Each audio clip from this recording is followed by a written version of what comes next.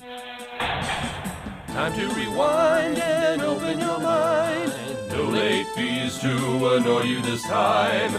Video store might be no more, but we're digging up movies worth watching them for. Welcome back to Video Store Graveyard. I'm Andrew. I'm Dano. I'm Tex. And today we are discussing the J.J. Abrams produced Overlord. I'll let you start off, Dano. What do you think about this film? Well, yeah, let's get right into it. And by the way, just wanted to tell everyone, thanks for bearing with us. We this is our first one of this year. Happy 2020 to everyone. And holidays are crazy, and we'd hope to get something up sooner, but we've got this going, and I think this is good. This was your choice, right, Andrew? Yes, this is correct. I did choose this film specifically this week. All right, so Overlord is a 2018 film, a relatively newer one, but produced by Bad Robot, and it's very great at showcasing not only the horrors of a special effects crew, but the horrors of war. And it's named after the actual Operation Overlord, which involved the paratroopers into France so that they could, prepare for the land troops. I'll break down what I like about it, and also just kind of this originally was going to be part of the Cloververse, supposedly, including Cloverfield Lane, and now the Cloverfield Paradox. And then J.J. Abrams said, nope, not connected at all. So that shot down that theory, and so much for any online alternate reality games that anybody was going to play. But I was most excited about one particular thing about this movie, other than I watched it with my sister. It moved very well.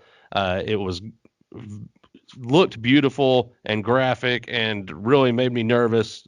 There's a very similar scene in the series Band of Brothers to the opening scene where the parachuters are going in, that it reminded me almost identically of that, and it really showcased that, how hardcore and how fierce that level of combat paratrooping was in World War II. I just wanted to highlight on a face that I saw at the beginning of the movie that struck me as like, who is this guy? I don't know who this guy is. And I was kind of trying to figure it out. And then my sister happened to, she did the old Google thing and found out it's Wyatt Russell, son of Goldie Hawn and Kurt Russell.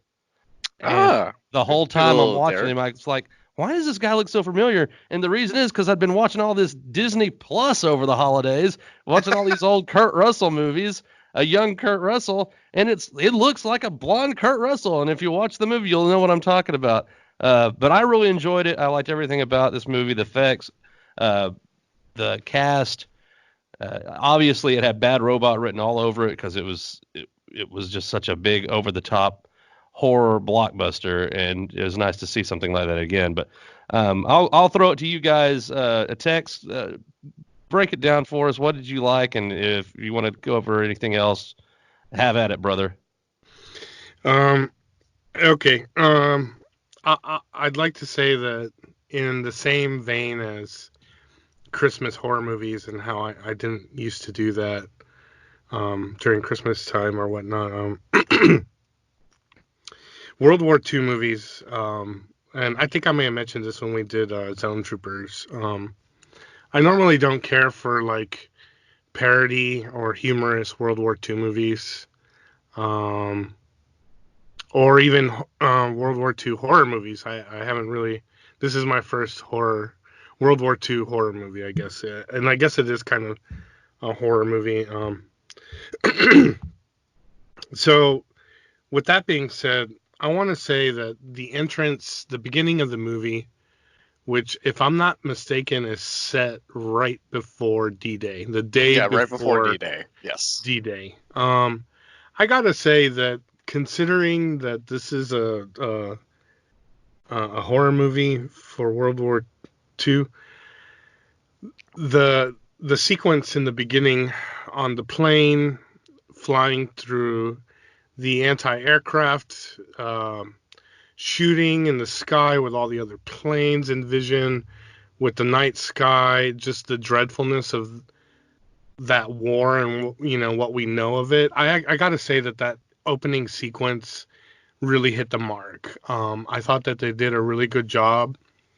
I was terrified more from that sequence than I was from any other part of this movie, because it's it's just a dreadful thing. Anyone who knows anything about World War II um, can appreciate when something is represented about it in a way that conveys like a degree of truthfulness, and this sequence did. And also when they jumped out of the plane, like that was a little horrifying as well. Jeez, And yes. No, it yeah, it was. was. It was I a thought. really well.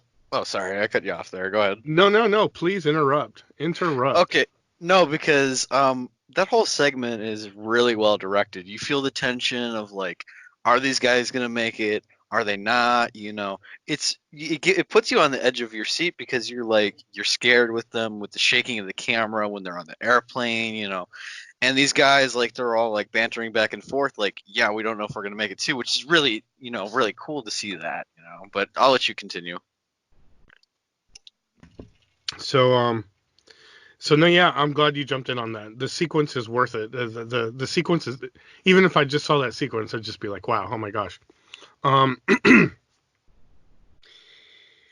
I'm not sure what else to say next, because I'm really conflicted about this movie, and I know what my ending criticism's gonna be because of the end of the movie. I don't know if I want to skip, but I will say as well that despite the fact that the opening sequence was like spectacular, I never felt that any of these characters were actually from that time period. All the Hmm. characters and all the way they interacted and the way they talked, I just felt like I'm like these guys are from the 21st century. They sound like they're from the 21st century. They have no business pretending. They're not doing a very good job of acting like they're from the early 20th century, or well, I guess the middle towards anyway. From World War II, 20th century part of time. I didn't feel that from any of them. And the Um, only one that I should have felt that from would be John Magaro. I guess his name was Tibbet. He had this horrendous New York accent, and acted like he was an Italian New York mobster kind of talking kind of dude. And honestly, he weighed on me a lot. Like I got sick and tired of listening to his heavy I'm a New York mobster from the 20s accent, really. uh, Um, but he should have been the one that anchored me to that time period, because he would have been the closest because of his character. But I don't think that he quite pulled it off. And uh, I don't think any of the acting's. All right, I'll try and wrap this up. Andrew's been trying to interrupt me like 6 times. Um, they're all these actors. Like I don't really have anything against them per se on what they brought to the movie. I just don't believe that any of them really. I never felt like they were from that time period. Okay, go Andrew, go. Couldn't okay, suspend okay, your okay. disbelief. Jesus. I apologize for trying to interject on you a couple No, no. times, but okay, so I You did are want to not get into forgiven. the. No, just kidding. Oh my, Rick you, Dano. Now you know what it's like. Anyways, okay, all right. So I wanted to get into the plot and the characters a little bit because I do agree with your criticism a little bit on that. I don't really think the writing of the characters was that strong in this film. I do agree with you that they don't feel like they're 1940s, esque type characters. The accent was very annoying. I'm not gonna lie, it got me a little bit. Um, but for me, this film is unfortunately it's not really, and you don't enjoy it because the characters are well written. You enjoy it because it's like if a B movie had a budget and like it looked good and all that. That said, from a critical standpoint, yeah, this movie's not really well written, and maybe that can be a fair criticism. But for me, it's a guilty pleasure because I absolutely love the effects in this film. But I can't. That is the daunting thing. Is yeah, the characters really aren't well written in this film, in my opinion, at least. Haha. Well, I thought that they were well written for the type of movie this was, which you did say is kind of a B movie, and it's funny that you brought up Zone Troopers a second ago, guys, because that's what this movie gave me flashbacks to. It was like, even though it was different, obviously, it had this similar vibe in my mind. This was like but the thing is that Zone Troopers was able to accomplish a lot of the great same feelings I had watching this with a much smaller budget. But which is one of the reasons why I like movies like that, and I'm not super into blockbuster. But I will say that yes, the characters are over they don't mesh. It doesn't. Yeah, while I'm watching it, I did not feel like I was in World War II. I felt like I was in an alternate universe version of World War II. And yeah, I agree. And it's kind of funny that there's aspects of that, especially whereas Nazis are always portrayed as horrific, and of course they should be, but they're in every movie. You know, there's this almost caricature version of the Nazi. If you look at Indiana Jones and the Last Crusade, Raiders of the Lost Ark, there is plenty of source material, not just from the real war, but from multiple motion pictures throughout the decades and half a century nearly of Nazis on film. And this one took it and put it up there with the only other thing I can compare it to recently is the what it was the movie, the Frankenstein, not Castle Frankenstein, but it was another movie where Nazi experimentation and monsters and yeah, I'll think of it in a second. Somebody wants process. I'm very curious right now. I'm very curious about what you're talking about. A zombie one? No. It was actually called Frankenstein's Army. That's the name of it. And that sounds interesting. Okay. Yes, once again, Nazi experimentation taken extreme, and of course, Nazi experimentation on humans was a real thing. And I liked the aspect of this movie where they brought it to this point, and we never find out eventually what it was because the experimentation and the direction it takes and the darkness of immortality, so to speak, taking its hold is something that no country should have power over. And I kind of liked that overall message. But once again, I got to talk about Wyatt Russell again. I can't get over watching him on screen made me think of Jack Burton. It made me think of some of Kurt Russell's other roles. I think that the only other thing I had seen him in was he's in an episode of not Channel Zero, but what's the other sci-fi one that we watched together? Not Channel Zero. You know, guys, what I'm talking about. The Netflix series. You mean was it Midnight? Is that the one we're talking about? Black Mirror? Yes, Black Mirror. Thank you. Oh, Black Mirror. For the love of God, I could not think of Black Mirror. He's in an episode of Black Mirror where he's playing in this virtual reality game that he goes to this haunted house. It's supposed to be like VR and it immerses you in there. And once again, I didn't recognize him then. If it hadn't been for Disney Plus, watching old Kurt Russell movies, but he actually had one of my favorite roles in the whole movie as this explosive expert that's continuously going on the mission. Just all he cares about is blowing up that radio tower, and he sticks with it, buddy. The one, and then I'll throw it back to you guys. But you mentioned the opening sequence text and how powerful that was, and I can't agree with you more.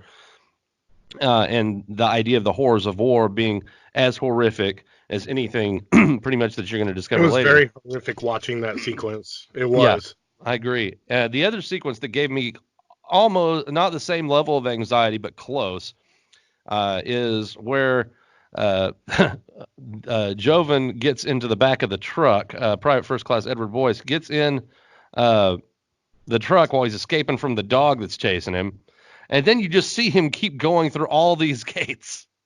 And more Nazis are there, and he's just hiding in this pile of dead bodies, and you don't know what's gonna happen. Like, I just kept getting more and more nervous. Like, he's getting further and further into areas that he doesn't need to be. But then finally the thought, and this is another example of not the best writing, but this would have made the movie way shorter. It's like, dang, wouldn't it have been awesome if he had some explosives with him? Because he just gets taken right in there. Could have solved the whole thing real quick. Yeah, but that would have made the movie way shorter than what they had given it. It's like if the Eagles had just dropped the One Ring into the mountain. Yeah, I know. Oh my. So anyway, what makes this such a guilty pleasure for you, Andrew? I gotta say, I really enjoy the action sequences quite a bit, and I know that it's not completely what the film is altogether, but the action sequences that were filmed in this are like actually really good looking, and they're really good practical effects in a lot of it. I know some of it's CGI, of course, but a majority of it's practical effects that do look pretty good. As I've said before, yeah, the writing really is not that strong in this film, but what really makes this like fun to watch for me sometimes is I really enjoy the action sequences that are really well put together, and it feels like something that would be in a B movie, but because it's got a A-list budget, it's really nice to look at. And maybe that's not the best thing to say, but it's a guilty pleasure for me in I my thought it was eyes. awesome. I do gotta go back and say one of the characters I did appreciate and that I felt like was kind of conveying the time that they were trying to convey in this movie was Mathilde Olivier, the French girl who helps the U.S. soldiers by hiding in her place, her and her aunt's house or whatever. She was actually pretty cool. Like I did like her. Anytime she was on screen, I started to feel like, okay, she's making me feel like this is a World War II movie. I can see her in this time period. It's written on her face. She's acting the part. So I do want to give her credit. And honestly, Joyce,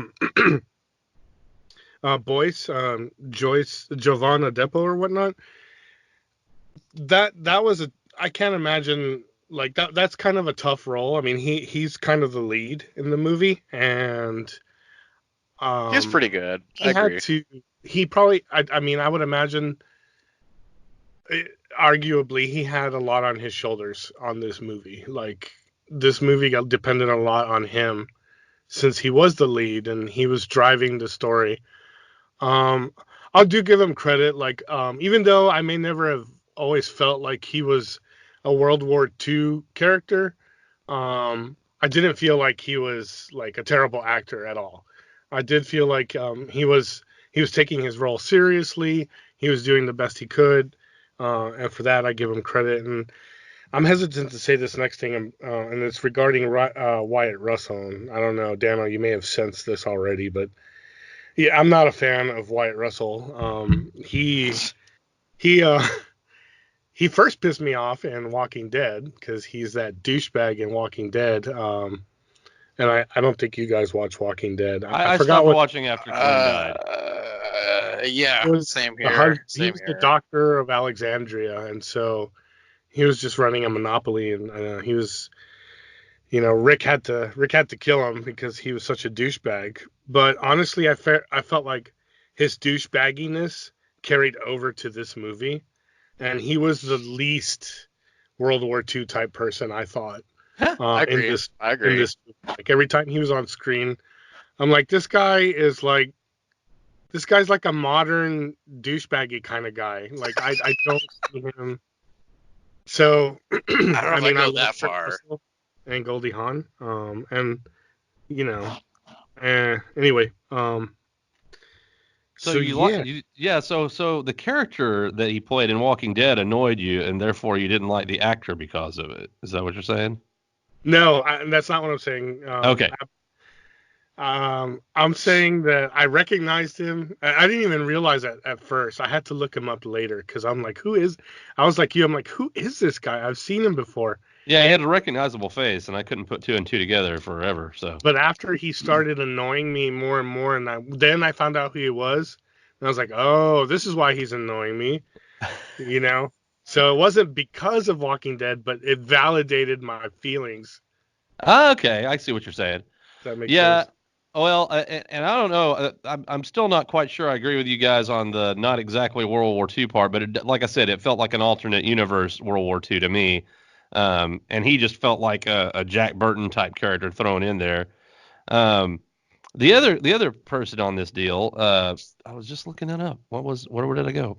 Oh, the guy y'all been talking about, John Magaro, the private first class paratrooper and sniper. Uh, yeah, the accent was thick, and yeah, it was over the top, but that reminded me of the accents in some of those old World War II movies where you would have that over the top character. It also reminded me of Ed Wood. If you'll remember, there was a character in Ed Wood's Plan 9 from Outer Space. I think it's the deputy. No, it's the soldier that's with the general, and they're like, it's like that visitors or visitations. Well, visitations would imply visitors. It's this terrible line, and he had a few others, but it's that same kind of character, and I think that may have been what they were going for with this guy. Especially, I love his kind of dickish move with the kid, where he's like, won't throw the baseball. It's like, get a pool cue and $5 and we'll talk or whatever. I was like, that is such a like jerkwad thing to say. Of course, they have to make him look like the jerk so that he gets kind of the redemption arc later, um, which I think that's another important aspect of this. But I had a lot of fun with it. It is over. It's a blockbuster. It's not. This is not. This is not B grade cinema. This is not.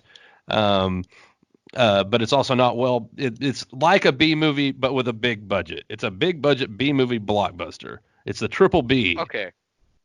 From I did Bad want to clarify Robot. that. It's like The Yeah, 'cause it's Happening, not but you know, I don't know it's I don't know if I'd say that bad, Daniel. no, The Happening's amazing. I don't know what you're talking about, but You're talking about the wrong movie. Hold on, let me check. no, I'm talking about the idea of it is a B movie. It's meant to be a B movie. It's not meant to be some ground. This isn't Schindler's List. This isn't Saving Private Ryan.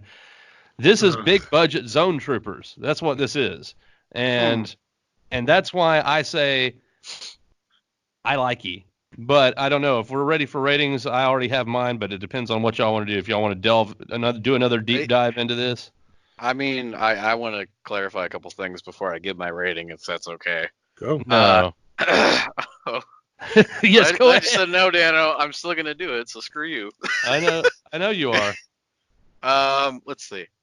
So I do want to clarify my B movie statement. No, it is not directly a B movie. It's like it has the feel of a B movie, but it's a big budget ass movie that kind of feels like a B movie because, well, the writing clearly wasn't there altogether. Because some characters I do care about, like I care about the main character. I actually like him the most, even though, yeah, time period accuracy, yeah, maybe not there all the way, but I still care about him the most. The other characters, I go in and out. I don't really love them. They're kind of there in the background. Visually, this movie is actually pretty great, and that's really what sells it for me the most. I wish I could give a shit about the rest of the characters. Unfortunately, I really don't. And with that, 2 horns up. Wow. Okay.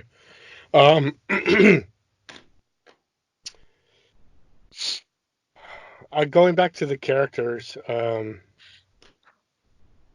again, I just want to say that none of them, not once did I ever think that any of them were doing a bad job of acting. It wasn't anything about that at all. Yeah, I know this isn't Saving Private Ryan, and I know this isn't Schindler's List. However, I do want to throw in one of my last remarks that whenever you end a World War II movie with a rap song, you've lost me. You're done. You're gone. It's over. It's a free country, and you can end your World War II movie with a rap song. Sure, you're free to do so, but you've lost me when you do it. So with that, and also, I think Andrew, you mentioned too about the practical effects compared to the computer effects. The practical effects on this, and I was reading that they actually tried really hard to keep the special effects non-computer generated, so that the actors had something to work off of. It shows. It went a long way. It shows in the acting, the reactions from the actors when they see something weird or gory or nutty or whatever they see in this weirdo grotesqueness part of the movie sometimes. It definitely went a long way. They get a lot of credit for the practical and physical effects that they did versus computer generated effects. So I'll give this one horn up. It's not the worst thing in the world. I know the people involved tried. I almost gave it 0 because of that damn rap song at the end, which that was just, I want to interject on it in a minute. That really ruined things for me. I'm like, dude, why are you playing a rap song? Really? Anyway, that's neither here nor there. So I give it one horn up. And what's your interjection? Go. Maybe this is me being biased, and maybe that's the case. But personally, yes, and I do like the artist Nas, who was played at the end. Oh, is that who it was? Yes, that was Nostradamus from New York. He's a rapper who's been around for a while. He got his big start in the 80s, and I enjoy Nas's music quite a bit. Maybe it's not for everybody, and that's fine if that's how you feel about it. So that's all I wanted to say. I don't know whether he said he didn't like the song. He just didn't think it was appropriate for the ending credits song. I understand. That's right. No, I understand. If it's not appropriate as well, I understand. I was kind of indifferent on the song at the end. I thought it matched in a way with the rest of the movie, which is to say, it's a movie set in World War II, but it's not a World War II movie.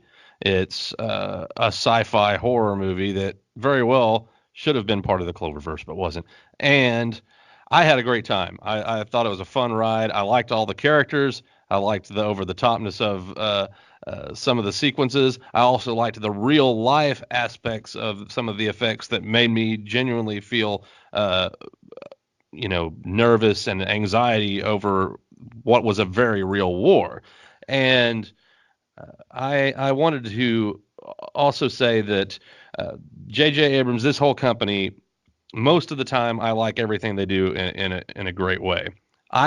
Making a recommendation around this movie, this was what these horns kind of all get down to, is when we're recommending something, it's a level at which we think you might want to watch. And if you enjoy big, blockbustery, over the top, but also enjoy the B movie stuff, this might be up your alley if you want something newer. But I'm also going to say that I think the earlier reviewed movie we did of Zone Troopers, if you want to watch a kind of a sci-fi World War II crossover movie, smaller budget, better movie. I'll say that. That said, I had a great time with watching this one, and I'm going to give it 2 horns up because I had such a fun time. And also, I'm excited to see more from Wyatt Russell in the future. Maybe even a cast as if you're going to reboot Big Trouble, he's your guy because he's got the genetics. So that's what I've got. There you go. He's got the genetics. Yeah, he's got the Kurt Russell if he'd be Jack Burton. Oh, I see what you mean. Yeah, my bad. He looks like a young Kurt Russell. I keep forgetting he's Kurt Russell's and Goldie Hawn's kid. Interjection. I agree with Dano. I can't not see it. I can't unsee him as Kurt Russell's son now, and he's blonde because of Goldie Hawn. So it's like I just can't. And like I said, I've been watching movies like The Computer Wore Tennis Shoes and The World's Strongest Man on Disney Plus. So I've been seeing a lot of young Kurt Russell lately. We are sponsored by Disney Plus, not sponsored. Oh, I know that. I'm just saying I'd watched a lot of that stuff on there. I was like, oh, these old Disney movies. Oh, well, why am I seeing this? Anyway, I'm not sure what the director, Julius Avery, is going to do the next, but I think that he directed a fine movie with what he was given script-wise. So, okay. Anything else interesting going on that you guys want to talk about, since it's been a minute since we had a chance to chat to everybody? Andrew? Man, that's not what I was going to say, but you caught me in the middle of a yawn there. My God. Should we edit that out? No. Are you bored? No. Are you bored? Are we boring you? He did just listen to me talk, so I could understand. I'm tired. Okay, gosh. He's tired. Tex, anything news-wise? Go to bed. Well, I was about to say, I enjoyed The Mandalorian, and I'm excited for season 2 coming soon. So I don't know if you guys want to bring anything up with that. What? Okay, you enjoyed The Mandalorian. Awesome. I don't think Dana wants to talk about that. He gets his neck hairs all in the bunch. No, I'm fine with talking about it now. Season 1's over. It's whatever. It's a great show. I think everybody acknowledges it's a great show. Baby Yoda is everywhere, and it's impossible to escape. So clarification: he's called the Child, but yes, correct. I know what the hell he's called. But everybody on the internet calls him Baby Yoda, and that's what I'm going to call him too. I gotta say that The Mandalorian has dozens and dozens and dozens of cool things to talk about, and one of the things that I want to say here is the Jar Jar joke, the Gungan joke, when these two scumbags in some bar or whatever are making fun of. I guess it's the first episode, and they're making fun of someone who they have a bounty on or whatever, and the guy's like trembling and stuttering. They're like, "Are you a Gungan?" And just that whole joke, like that was amazing. That's an inside Star Wars canon joke. Oh, and that came back up again later with Bill Burr in the episode where he's one of the bounty hunters, because he accused the Mandalorian of maybe being a Gungan under the helmet. That's what it was. I think that's what Bill Burr's inclusion was pretty cool. I enjoyed him being on there. It's good to see him on a Disney Plus show. I was excited to see 2 stand-up comedians I like. We got Bill Burr, and then you got Brian Posehn, and now maybe season 2, if they just want to keep going with my favorite comedians and keep bringing them in, the obvious choice is Patton Oswalt. That guy belongs in Star Wars canon more than just about any comedian in the biz. I agree. I think he's. Go ahead. Oh, sorry. I think he's a pretty good actor if you give him a good script. I think he could do pretty well with the Mandalorian. Yeah, he could do pretty well. I was glad that Gina Carano was in it. Like, honestly, I was getting tired of seeing her in just bad. She's just a bad person. And so making her this rebel trainer / jumper, paratrooper, whatever they called her, and having her in some heavy episodes with a good role, I was really, really stoked. Like, anytime she was on screen, I was really happy. Yeah, I agree. I will say she was pretty funny in Deadpool, though. So. And Carl Weathers too. Like, who would have thought Apollo Creed in Star Wars? Like, really? Who would have thought? Right. If someone had asked me, "Hey, we're gonna make a Star Wars thing. We want to cast Apollo Creed," I'd be like, "Don't do that, stupid. Do you want to make money?" But sure enough, I am wrong. I take it back. Well, Carl he's got his did a good job. He's got his sci-fi chops in Predator, so it doesn't surprise. What a great role that was. That handshake still is causing explosions across the universe. Anyway, so yeah, well, we were going to discuss a lot more about Star Wars, and unfortunately, all kinds of things happen, and once again, the end of December didn't quite go the way I'd hoped to go, but it looks like we're back in business and getting you guys that listen to us new content, and hopefully we'll have some more movie recommendations down the trail that you should definitely dig out of the graveyard. And maybe we have some that you might want to leave right where they are, because we'll watch them so you don't have to. You mean Deathbed, right? Oh, Deathbed, Jesus. Anyway, all right. Well, Happy New Year, everyone. Happy guys. New Year, everybody. Why don't one of you guys, Tex, why don't you take us out? Merry Christmas. Merry Christmas, everyone. Wrong one. I can't get enough of Christmas. Happy Halloween. Halloween's right around the corner, everybody. It'll be Halloween soon, I promise you. Yeah, all right. Well, I'm Tex. I'm Dano. Uh-oh. That's awkward. Mm-hmm. And Awkward Andrew. We'll got a new nickname for Andrew, Awkward Andrew. No. He is not going to stick, boo-boo. So yeah, unless anyone else, Andrew, you got anything to say before we sign off? Ryan Reynolds is the best actor in the world. Just kidding, but I love him. Anyways, Dano, anything? I guess that's it, everybody. I'll go ahead and fly us out of here. Y'all have a happy new year. We'll try to get y'all a new episode as soon as we can. We'll watch more stuff for you. And Andrew Tex, happy new year to you guys. I'm excited to be back here talking with you guys about movies and having a good old time. So happy new year. So from all of us here at Video Store Graveyard, see you next round. Happy New Year. See you next year. Oh wait, we're already there. Awkward Andrew. Oh my gosh, you really gotta say that again.